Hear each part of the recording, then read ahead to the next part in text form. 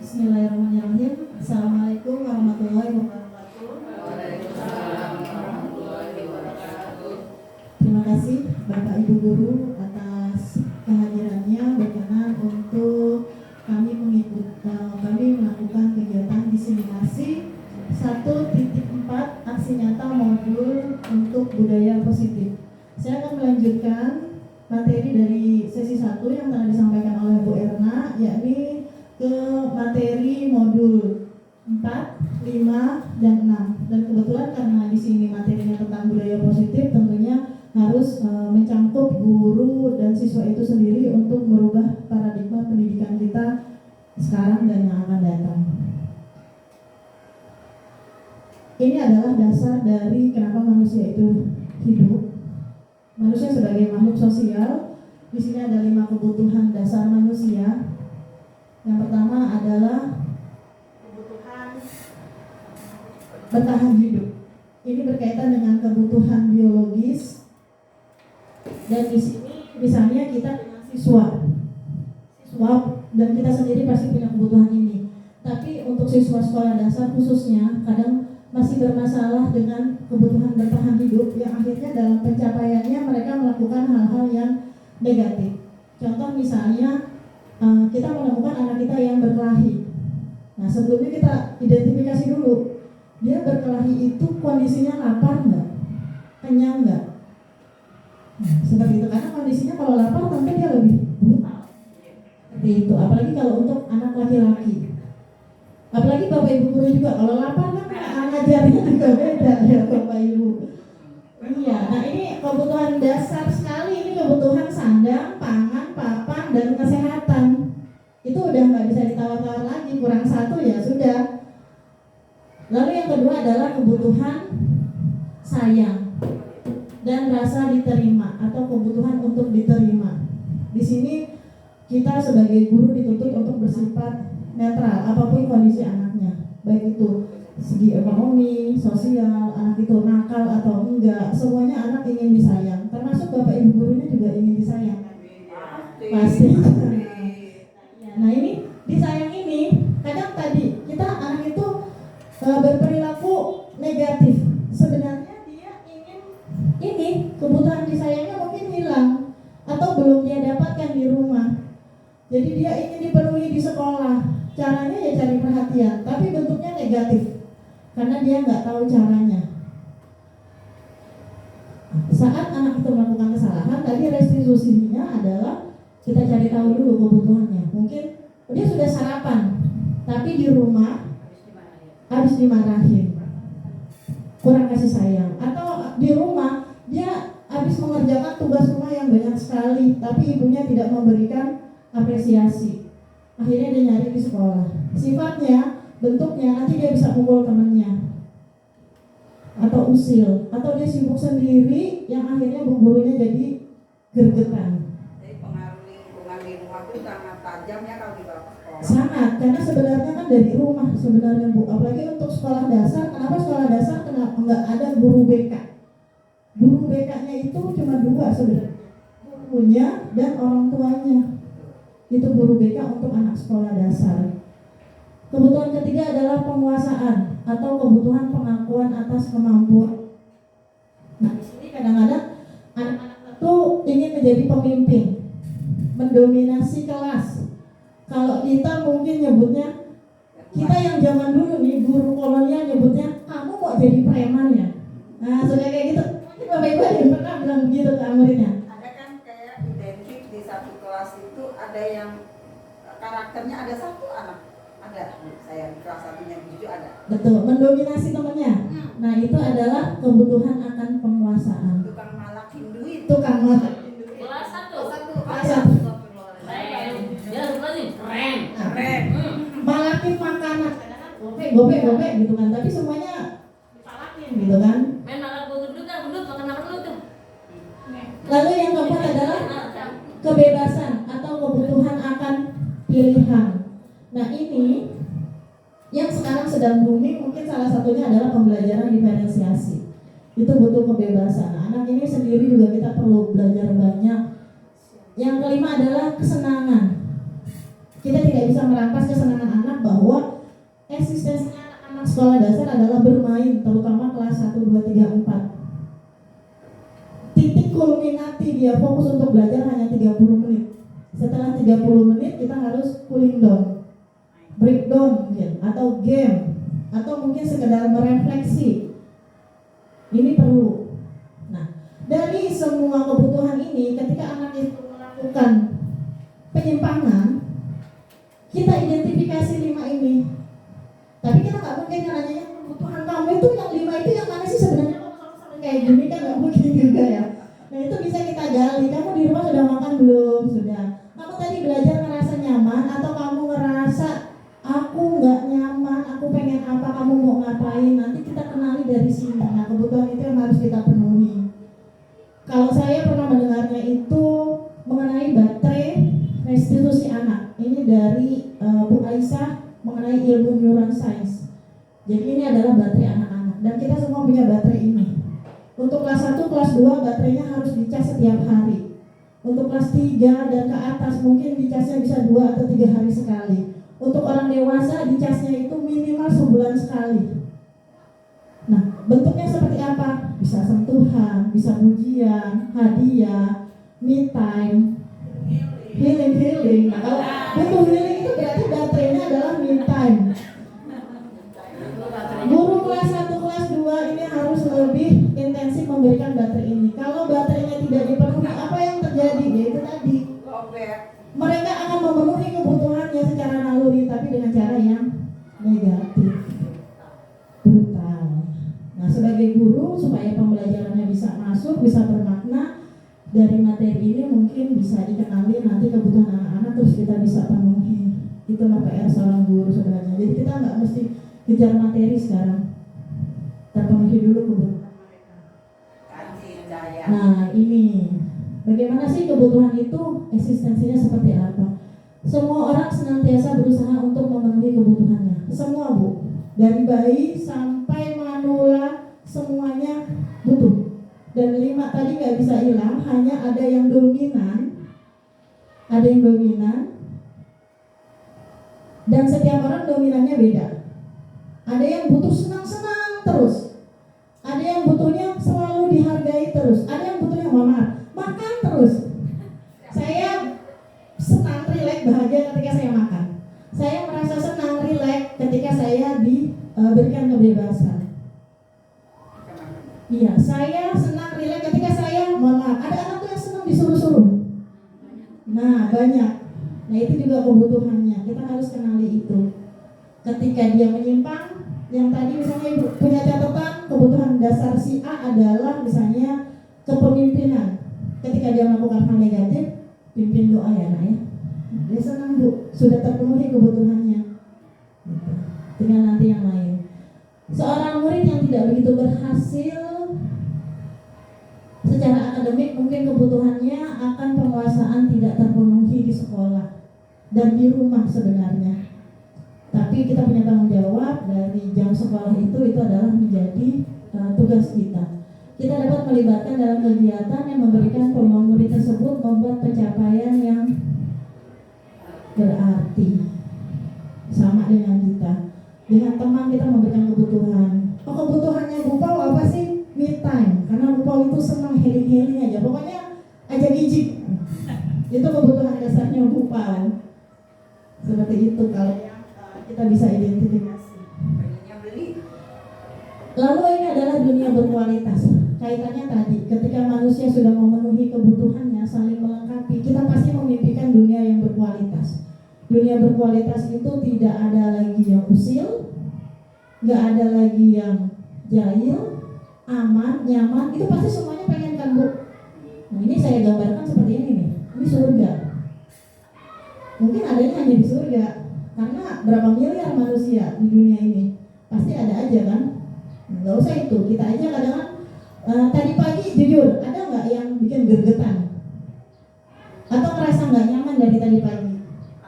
Nah itu kebutuhan kita tidak dipenuhi dan kita bisa minta bantu sama teman untuk memenuhi.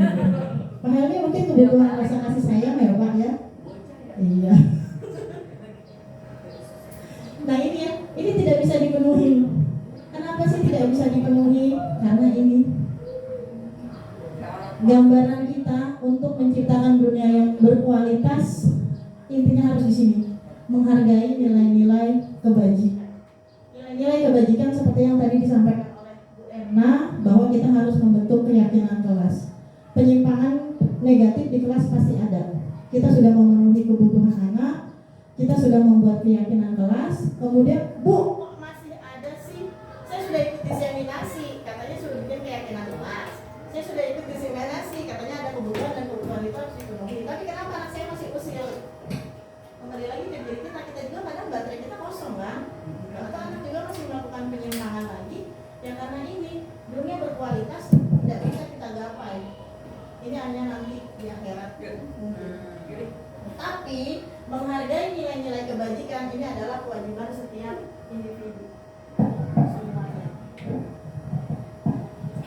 Ini menghargai nilai-nilai kebajikan tadi ketika keyakinan kelas sudah dibentuk, contohnya sudah saya berikan ya Bu di kertas lembaran itu. Ya. Nah itu keyakinan kelas, nanti kita akan simak videonya juga seperti apa praktek dari keyakinan kelas dan budaya positifnya. Nah sekarang ini, setelah kita mempelajari tentang kebutuhan dasar manusia dan kita menginginkan dunia yang berkualitas, kita punya pertanyaan. Siapakah orang yang paling penting dalam hidup Anda? Coba, ada yang mau kayak Bu Ning aja deh. Kalau Bu Ning siapa? Siapakah orang yang paling penting dalam hidup Anda? Orang yang mendukung perkembangan. Nah itu siapanya Bu Ning? Orangnya siapa? Suami, ibu, anak-anak. Menurut Bu Ning adalah anak-anak. Kalau menurut Bu Fau, untuk pribadi Bu Fau, Suami dan anak. kalau Bu Fau suami paling Bu satu aja Bu. Suami. Nilai-nilai kebajikan apa yang terpenting dalam hidup Anda? Nah itu ada nilai kebajikan tadi yang disampaikan Bu Erna, misalnya saling menghormati, saling menyayangi. Dan kalau menurut ibu dari semua nilai kebajikan itu yang mana yang paling penting? Kalau Bu Hani, nilai kebajikan apa yang paling penting? Ini kayaknya prinsip hidup lebih ke sana ya.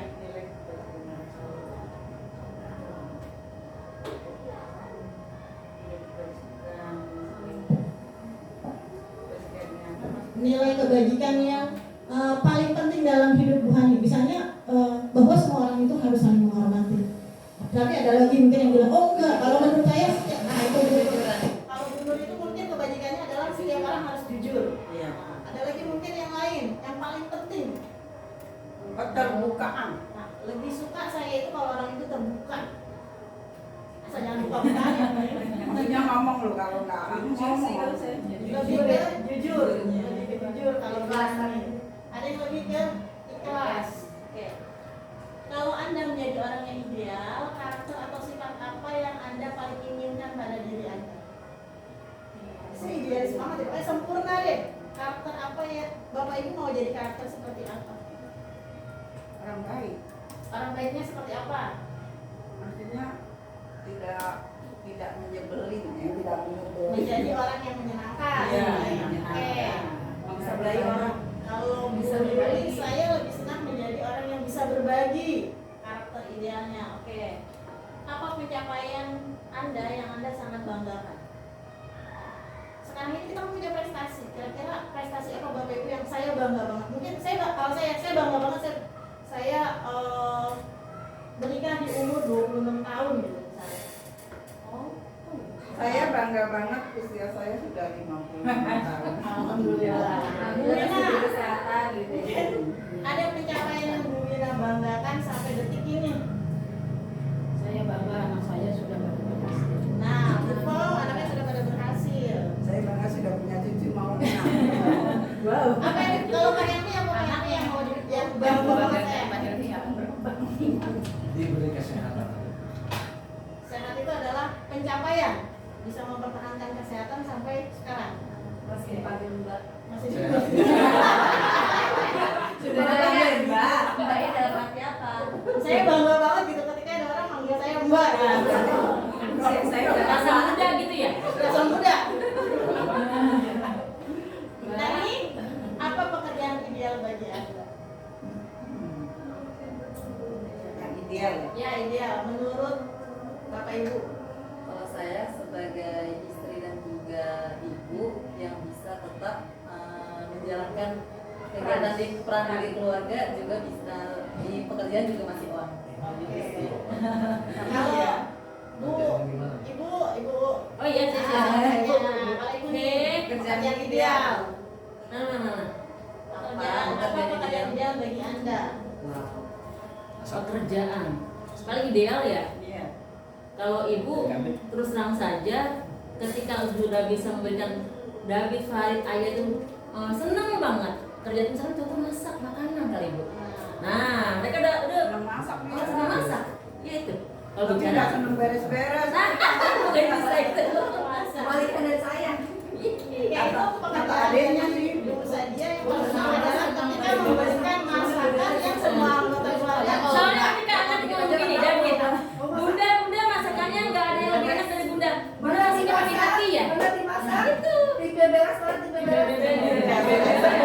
Gue kagak demen beres-beres. Tapi benar Bu Wina, kerjaan berberes. Biasa ke rumah ya, Neng. Wina, Yuli, ke rumah biasa bener. Beres-beres iya. Bagi kita beres-beres ya masa iya.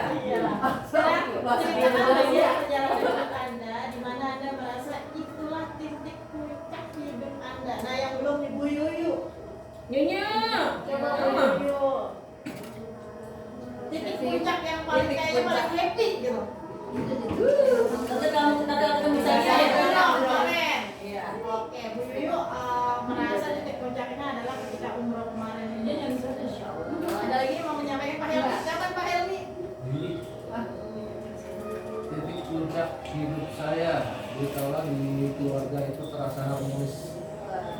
Pernah kapan tuh Pak momennya? Tahu nggak Bapak? Udah. Pernah momennya pas kapan? Setiap hari harus.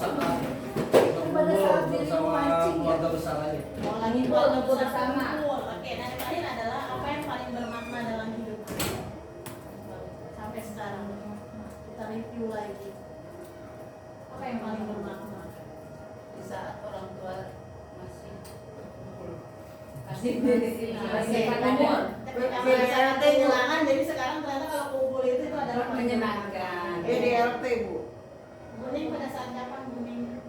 Saya melakukan perbaiki diri, lakukan yang terbaik. Nah ini berkaitan dengan kebutuhan dan dunia berkualitas tadi, kita sebenarnya sudah punya bagian dari dunia berkualitas itu sendiri. Dan setiap orang menginginkan kebutuhannya tercapai dan menginginkan dunia yang berkualitas.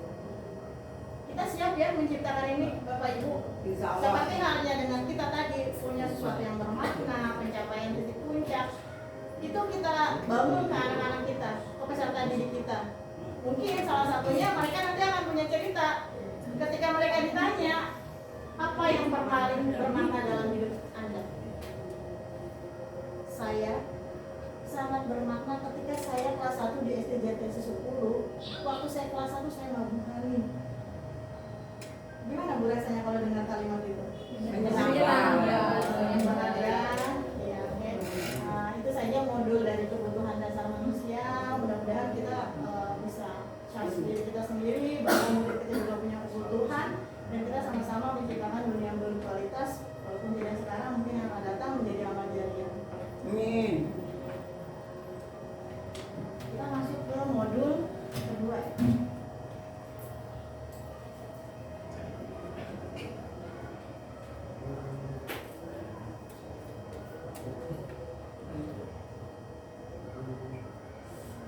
Pedes tapi kan udah.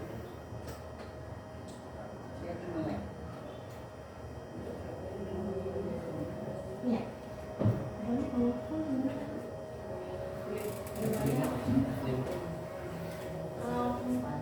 Materi saya yang kedua adalah posisi kontrol. Ini saya pakai dua ini, kira-kira kaitannya ada nggak yang bisa menjelaskan antara sebelah kiri dengan sebelah kanan? Gimana? Kaitan antara yang sebelah kiri dengan sebelah kanan. Ini saya punya alasan kenapa saya pakai foto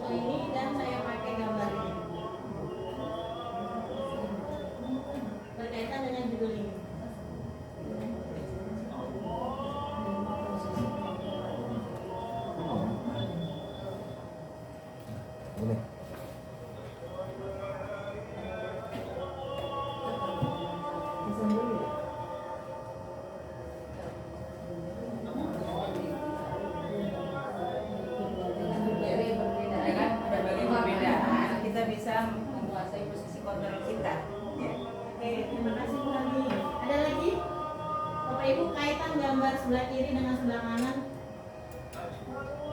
berkaitan dengan judul ini?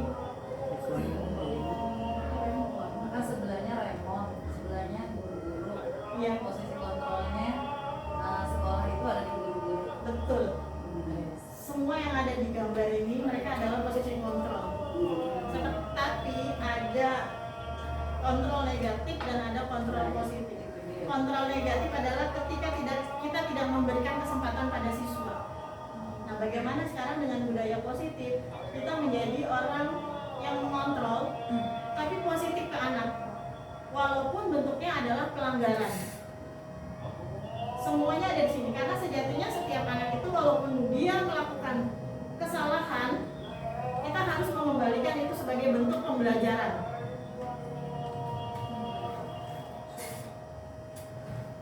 Saya punya kasus ada 2. Yang pertama adalah Tisa dan Hana dipanggil masuk ke ruangan Ibu Dewi, kepala sekolah SMA Makmur. Ibu Dewi baru saja mendapatkan pengaduan dari Ibunda Tisa bahwa Hana menggunakan kata-kata kasar dan merendah-rendahkan Tisa di sosial media. Ini negatif ya Bu ya. Yang kedua adalah Anto. Anto jarang sekali hadir di pembelajaran jarak jauh.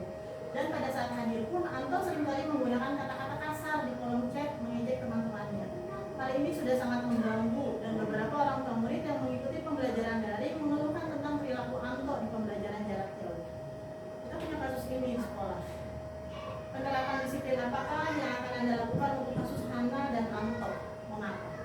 Saya coba bertanya dulu dengan Bapak Ibu guru, mungkin ada yang mau menyampaikan bagaimana pendapat Bapak Ibu dari salah satu kasus ini. Apa yang akan Bapak Ibu lakukan? Contoh satu kasus aja nggak apa-apa. Nggak mungkin diam aja kan Bapak Ibu? Iya. Kira-kira ada yang mau menyampaikan apa yang akan Bapak Ibu lakukan? Pertama-tama ajak ngobrol anak dulu sih. Kasus satu. Coba satu kita ajak ngobrol dulu. Yang merendahkan rekannya itu kita ajak ngobrol dulu kenapa alasannya kenapa dia merendahkan Tisa itu di sosial media, ada apa?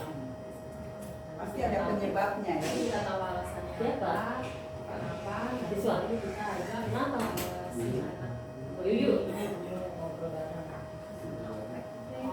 Bapak Ibu ada yang punya pendapat berbeda? Atau mau mengomentari kasus yang kedua?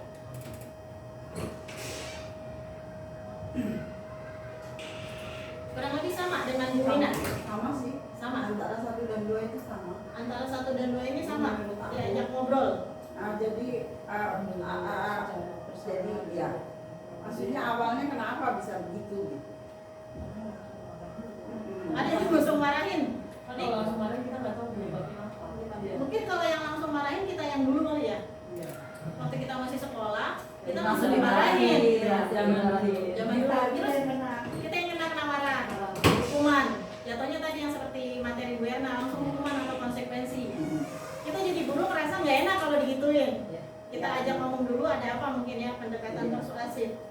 Oke, nanti kita beda lagi. 5 posisi kontrol. Jadi ketika ada anak melakukan hal negatif, kita berposisi sebagai apakah ini penghukum? Nah ini yang tadi ya, saat kita masih kecil nih, guru kita langsung kolonial banget nih. Kalau langsung lari kalau bukan nih, mungkin ada yang bentuk itu. Saya ditindih. Ada nggak bisa dan saya suruh ngerjain Apa nggak bisa? matematika nggak bisa langsung pakai penggaris yang Penggaris banyak banyak. apa Nah, itu Bu Wina ingat banget ya. bukan Bisa saya aja tuh bukan saya yang mengalami, tapi teman teman. saya jadi saya Kita melihat. Oke, Iya, kita melihat. melihat kejadian, ingat sampai sekarang, artinya Iya. trauma. apalagi yang mengalami Apalagi yang mengalami. Kalau Artinya saya ngalamin Bu ngalamin. ditindihin penggaris gitu. Nah, itu ya. Jadi kalau Aku SMP nggak bisa jawab. Bu. terus yang mohon maaf, Bahasa Indonesia. ketika yang tadi tersangkanya tadi, ketika sudah dihukum sama gurunya, dia ngelakuin lagi ya? lakuin lagi Masih ngelakuin lagi? lakuin Artinya menghukum itu satu menyebabkan trauma, yang kedua tetap akan melakukan lagi jatuhnya dendam. Iya. Iya, jatuhnya dendam. Kalau saya juga ngerasain, Bu, mungkin yang SMP 9 kenal yang namanya Pak Aziz ya. Nah, itu saya Pak Aziz. kenal nggak Guru sengaja. matematika. Kayak dari itu saya ingat. Karena terlalu sering sampai saya ingat mukanya. Lalu yang kedua adalah membuat rasa bersalah. Pernah nggak Bapak Ibu gini? Kok kamu gitu sih sama ibu? Kok kamu tega sih? Kadang-kadang. Nanti Bu Ibu domelin ibu kepala sekolah nih. Pernah? Sering. Terima kasih beberapa. Terus ngeliat muka anaknya gimana tuh Bu? Bohong nggak biasa. Kalau Mas Gong mungkin iya, tapi kalau sempat udah ini udah ngerti. Terus ibu begitu ngeliat yang mukanya jadi kayak gitu, jadi gimana Bu? Enak juga. Jadi merasa bersalah. Rasa bersalah. Pernah, tapi bisa membuat anak itu tidak melakukan perbuatan yang Ya pernah sih. Karena tapi di dalam batinnya muncul ini Pak. Dari Dari mukanya itu udah kelihatan. Nah yang ketiga adalah sebagai teman. Ini biasanya guru kelas 1 2 nih. Ketika melakukan kesalahan itu sok kind lah gitu kan. Kamu kenapa sih? Gitu kok gitu gitu. Yaudah deh nggak apa-apa ya gitu. Atau gimana? Kita berusaha untuk menjadi teman. Memang mereka lebih dekat dengan teman dan kita ingin memposisikan diri sebagai teman. Tapi ternyata nanti kita lihat ya Bu ya, apakah posisi kontrol teman ini baik atau tidak. Nah yang ini pemantau. Ngawasi. Jadi kalau pemantau tuh gini, kamu kenapa melanggar? Karena ini Bu. Terus gimana nih caranya? Ya nanti Bu aku minta maaf. Ayo coba minta maaf mana Ibu liatin. Oh, iya. Orangnya nggak datang. Besok kalau datang Ibu liatin lagi. Nah, itu Bu, itu mantau. Ada yang pernah Bu? Mantau ini bikin capek dong. Capek. Minta waktu kita juga ya. Karena tadi kita mau ngapain gitu ya. Mau kita awasin gitu. Lupa bablas gitu. Nah ini yang terakhir adalah ini manajer. Nah ini paradigma baru kita, harusnya posisi kita nanti akan ada di sini. Seperti apa posisi manajer? Ini maksud dari posisi kontrol tadi adalah efek-efeknya. Ketika kita sebagai penghukum, membuat merasa bersalah, sebagai teman, pemantau, dan manajer. Ini adalah yang dilakukan guru. Kalau hukum tuh guru pasti kayak gini kan, menghardik. Terus kalau bikin dia merasa bersalah, kita ceramahin dulu. Kamu jangan gitu dong, nanti ibu dimarahin sama ibu kalau sekolah. Jadi sebagai teman, ini buat alasan-alasan. Dan nggak apa-apa, nanti ibu yang jelasin. Nanti ibu bilangin sama Mama Tina, nggak apa-apa. Itu tuh. Nah, ini pemantau. Nah, ini sebagai manajer. Manajer ini nanti mengajukan pertanyaan yang berkaitan dengan restitusi. Ini Bu ya, nanti bisa Bapak Ibu lihat filenya dari kelima ini. Ini teori dari modul kelima tentang posisi kontrol. Kita akan lihat bagaimana aplikasi dari restitusi dan pelaksanaan dari posisi kontrol tersebut.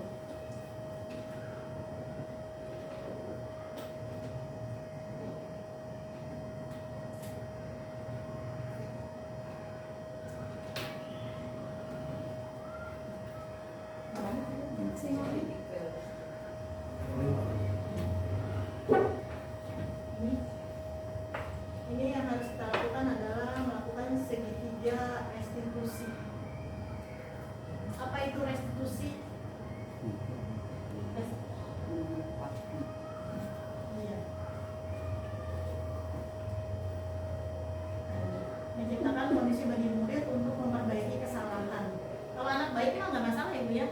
Nah ini anak yang menyimpangnya tadi, yang kebutuhannya tidak terpenuhi, akhirnya mereka mencari dengan cara negatif.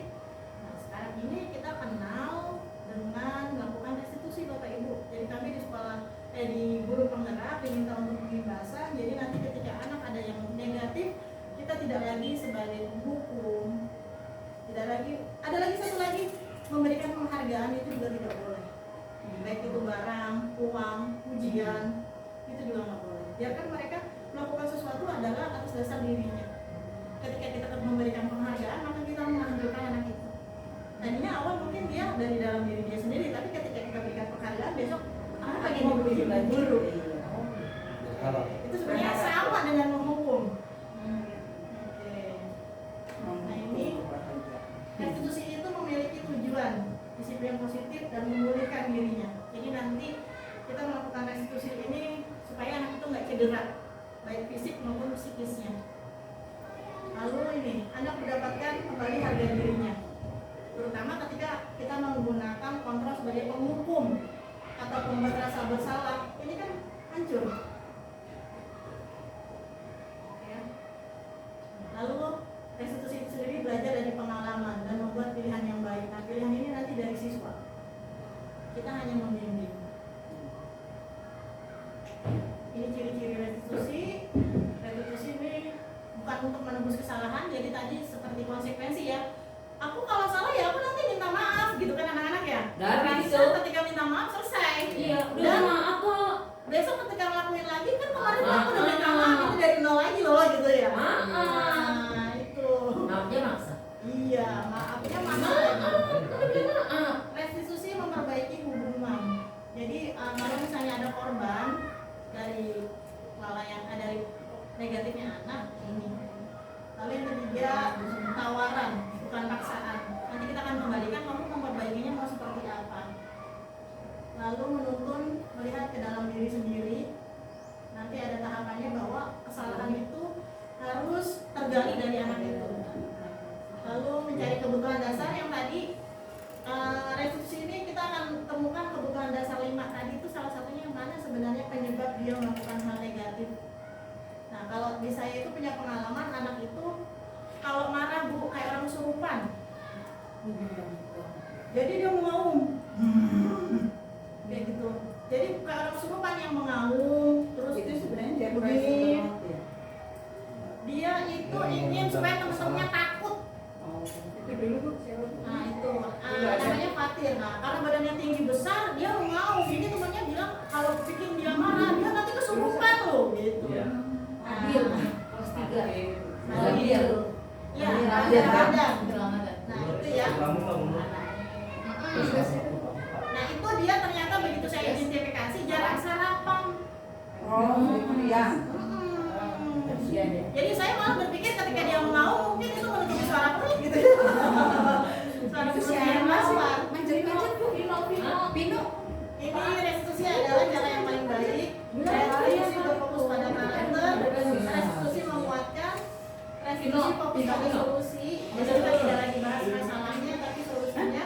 Dan yang terakhir restitusi mengembalikan murid yang bermasalah pada kelompoknya. Jadi ketika jujur Bapak Ibu di sini ada yang pernah melakukan perbuatan negatif nggak di sekolah? Kayaknya enggak. Masya Allah. Ya kalau si waktu tuh kata Bu Ina.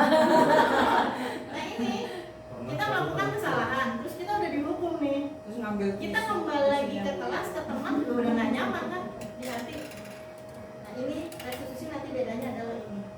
Dia mau kembali lagi ke temannya tapi dengan karakter yang lebih kuat. Ini ada video.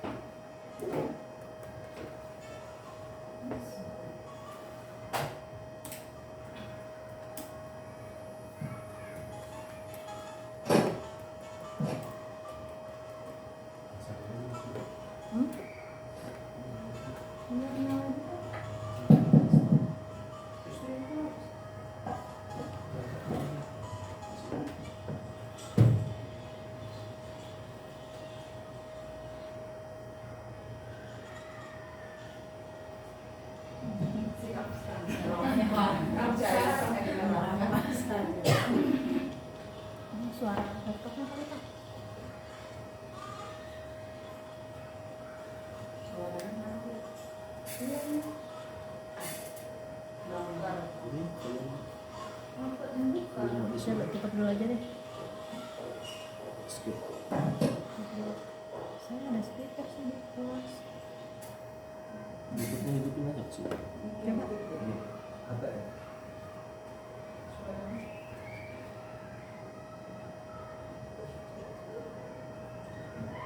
Kok nggak muncul? Kayaknya ketutupan iklan nih.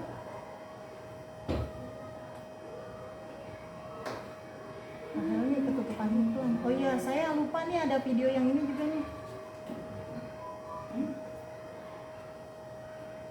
Bluetoothnya nggak bisa Bu, Pak Helmi. Nanti Nanti ini iklan nih.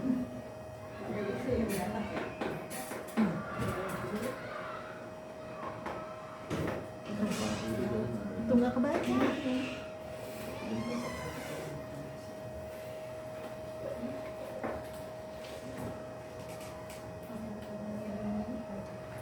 Itu layarnya. Nah, itu.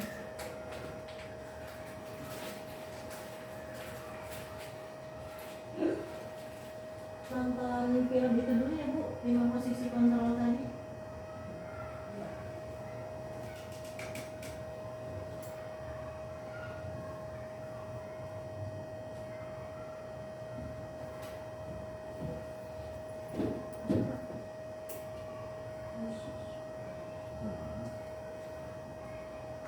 Masih searching.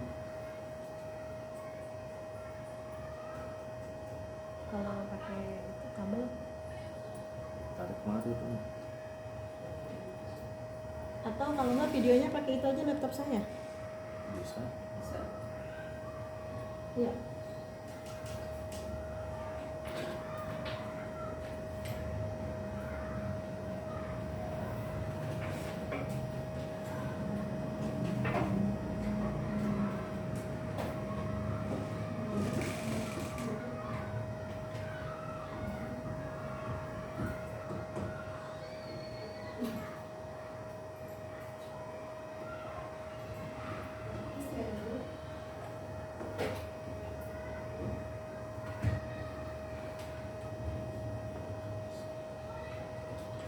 Apa nyambung ke HP? Bluetooth apa yang udah ke HP orang? Yang di HP matiin dulu.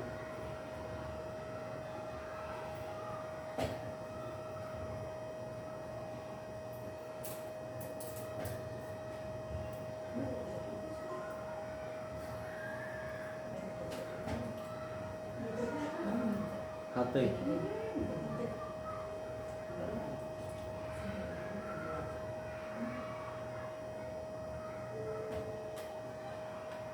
Tapi nggak sesuai ntar ya. Apa ini? Jadi fokus sama suara. Enggak, ini aja. Pindahin sini laptopnya.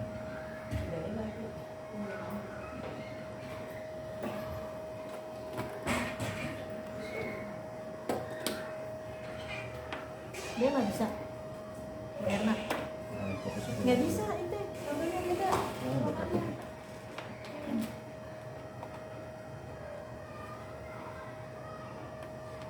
Nggak bisa begitu kan udah Pak. Udah kan tapi nggak baca. Nggak ada sih.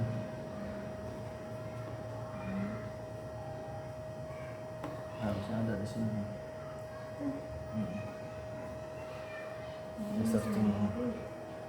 Itu udah aktif Oh, padahal. di sini nggak?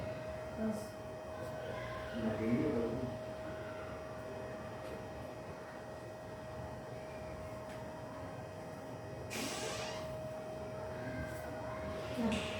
nah, ini materi tentang dihukum karena penghargaan. Jadi penghargaan itu sebenarnya hukuman. Iya. Jadi kita memberikan penghargaan karena sebenarnya kita sendiri sudah menghukum anak itu. Kalau anak melakukan sesuatu yang positif, baiknya kita kayak gimana? Jadi kalau misalnya anak itu sudah melakukan hal yang positif, ya kita sudah paling hanya bisa mengucapkan terima kasih sudah melakukan itu. Nggak perlu berlebih ya. Tidak perlu berlebih.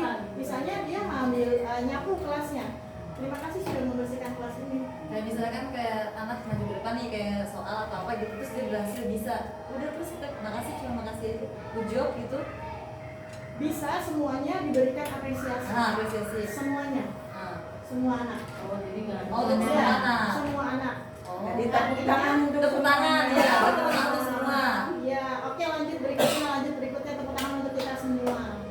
Jadi posisi anak itu tidak individu atau tidak kelompok itu sendiri yang diberikan penghargaan. nggak tinggi hati. Tidak tinggi hati. Atau nanti muncul dalam dirinya, saya ingin melakukan hal positif supaya saya dipuji. Atau saya diberi uang. Atau kita nyuruh anak-anak ya, lebihin 1.000. Jangan. Terima kasih sudah bantu Bu Guru. Sudah. Nanti siapa yang mau bantu itu adalah muncul dalam diri dia sendiri. Kalau kita sering membiasakan dengan melebihkan uang ketika kita nyuruh dia, ya nanti dia munculnya aku mau disuruh ibu karena kalau Bu Yuli nyuruh aku dilebihin 2.000. Tapi walaupun anak ngomong-ngomong nggak usah ngomong, tapi kalau kita pengen kita pengen ngasih aja. Kita sudah membuat budaya negatif. Tidak diterima. Kalau kasus yang ini Bu, saya kan lagi pengen menunjukkan keberanian anak nih. Jadi kita tuh kalau misalnya apa, anak itu berani ngomong dulu gitu Bu, kayak presentasi apa. Jadi nggak dia terus gitu Bu. Nah, jadi gimana ya Bu caranya kalau misalnya beritahu tangan tuh semua, tapi kan yang maju dia. Oke. Yang pertama, tadi kita sudah membuat keyakinan kelas ya. Jadi keyakinan kelas dibentuk, kita bareng-bareng sekarang nih ya. Saya sama Bu Erna memang proyeknya semua kelas membuat keyakinan kelas. Berarti ada poin bahwa setiap siswa berkontribusi secara positif. Atau mungkin bahasa kelas 1 atau kelas 2 atau kelas 3 yang lebih bahasa ke anak-anak, kalau disuruh mau siap melaksanakan tugas, siap jika diperintahkan. Nah itu mungkin bahas keyakinan kelasnya bahasanya lebih bahasa itu ya. Oh iya. Artinya nanti kalau saya suruh Bu saya nggak mau, ingat loh keyakinan kelas apa yang sudah kamu langgar. Oh iya. Jadi kan kita sedang membentuk budaya nih ya, Bapak Ibu. Di sini CBP bersama Bapak Ibu yang lain kita membentuk budaya di sekolah masing-masing. Kita melakukan pembahasan, kita sama-sama merubah paradigma pendidikan. Speknya udah nyambung ke HP. Bukan berpusat pada murid. Ada yang nyambung ke HP, jadi nggak ke laptop. Kalau kita Nggak pusat, kebaca murid bisa. adalah pusatnya, nggak bisa. Apalagi guru kelas 1, materinya misalnya matahari. Anak itu belum bisa baca, yang nggak bisa berpusat pada murid. Orang dia aja nggak bisa baca kalau itu matahari, tapi berpihak pada murid. Jadi berpihak. Ada yang tutupnya connect ke sini speaker. Jadi kita menghargai apa kemampuan yang dia punya. Dan membentuk budaya positif tentunya enggak semudah membalikan telapak tangan.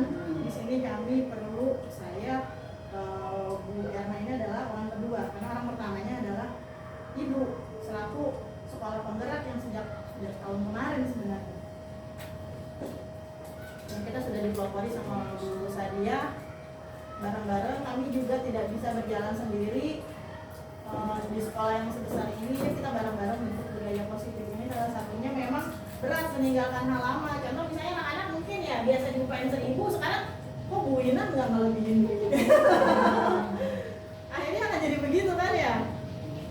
Tapi pelan-pelan kita ciptakan dunia yang berkualitas. Oke Bapak Ibu, videonya mungkin nanti saja kita lanjutkan lagi. Kita lanjutkan materi aja ya. Jadi nanti video bisa sambil makan. Jadi Bu ya. Saya juga nunggu Bu Erna nih. Nanti kalau Bu Erna udah selesai, udah datang nggak apa-apa, kita langsung Kira kemana? ambil nasi Bu. Nah ini.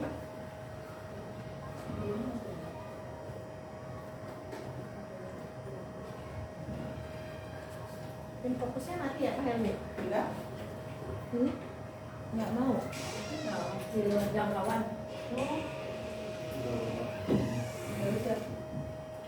Ini nggak boleh. Ini Pak Helmi nggak mau nih. Ini fokusnya. Di luar jangkauan. Saya tadi nih kebutuhan pertama ya. Jadi energinya nggak mau. Apa tadi Bapak Ibu kebutuhan pertama? Kasih sayang. Itu gimana?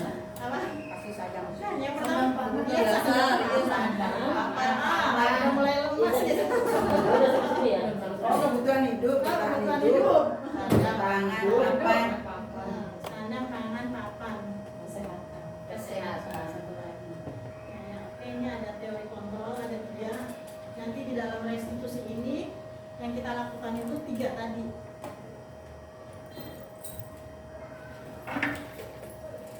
Iya, ibu ke bawah ke ruang dulu ya. Nah ini kita lakukan menstabilkan identitas, validasi tindakan bersalah dan menanyakan keyakinan.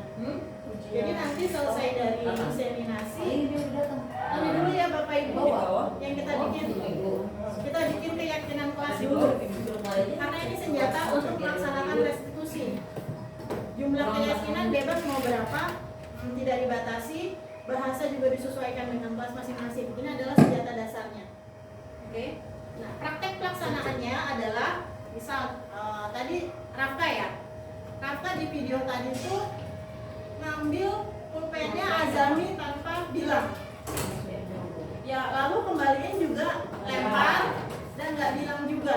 Ternyata pulpen itu rusak.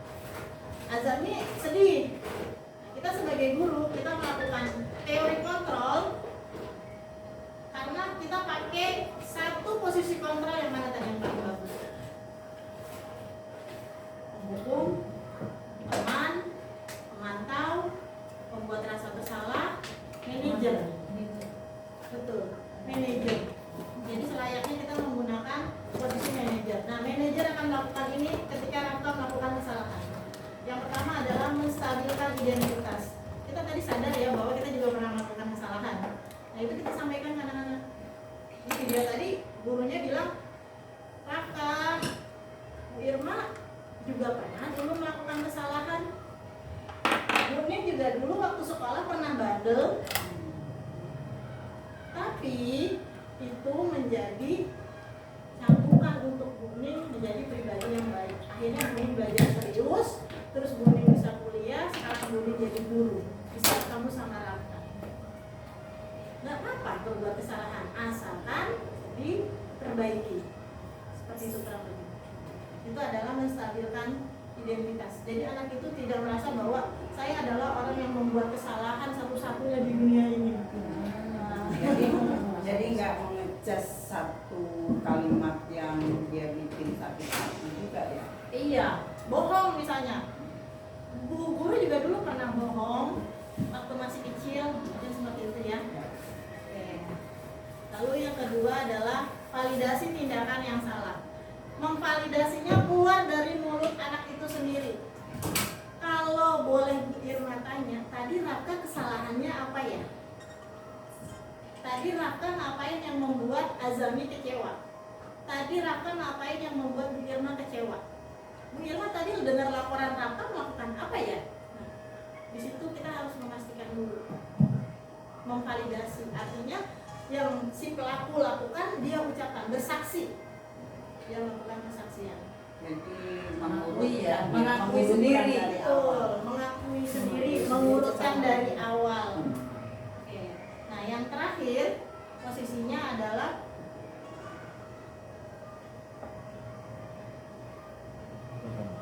menanyakan keyakinan. Kita sudah punya keyakinan di kelas tuh.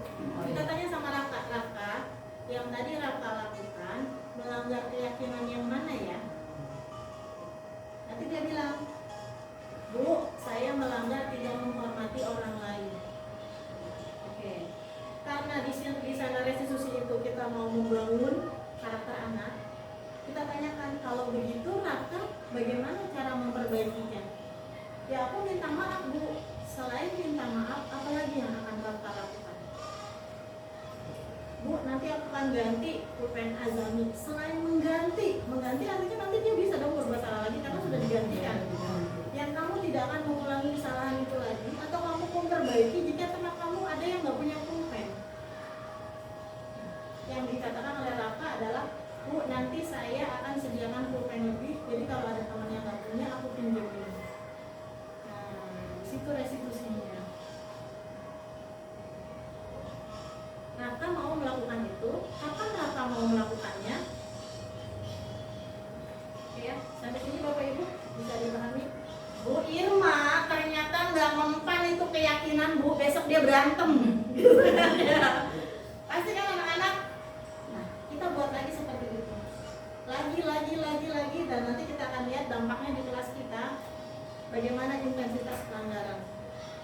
Kita membentuk budaya positif, mudah-mudahan anak-anak itu juga ketika melakukan kesalahan, cara memperbaikinya kembali ke dalam diri mereka Itu ibu suaranya nggak kedengeran, nggak apa-apa, dikip aja kan ya, Mi? Udah mau? Maaf, nggak apa-apa. Nanti kan saya share juga ya.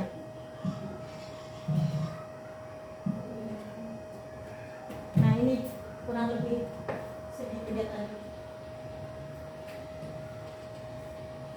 Ini yang pertama, menstabilkan identitas supaya kita menunjukkan ini setiap orang pasti punya kesalahan.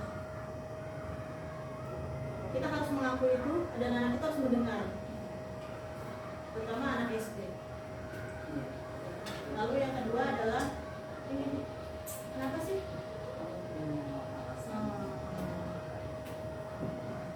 Nah, ini adalah yang terakhir, menanyakan keyakinannya.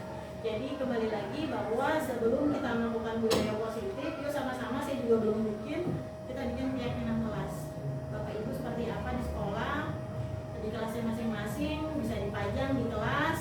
Ketika ada kesalahan, kita kembalikan lagi keyakinan apa yang mereka langgar dan mereka mau memperbaikinya dengan cara apa. Kalau misalnya keyakinan kelasnya kita udah buat nih ternyata sedikit, nah terus ketika anak melakukan kesalahan itu nggak ada di keyakinan kelas apa yang kita lakukan. Bisa Oh, kita kita tambahkan. tambahkan. Oh, ini jadi buat keyakinan kelas nih? Iya. Oh gitu. Nah, mungkin keyakinan kelas kita kurang, yuk kita tambahkan. Nah, ini adalah bedanya antara hukuman, restitusi, dan konsekuensi yang tadi sudah saya sampaikan juga. Jika kelas boleh dibaca.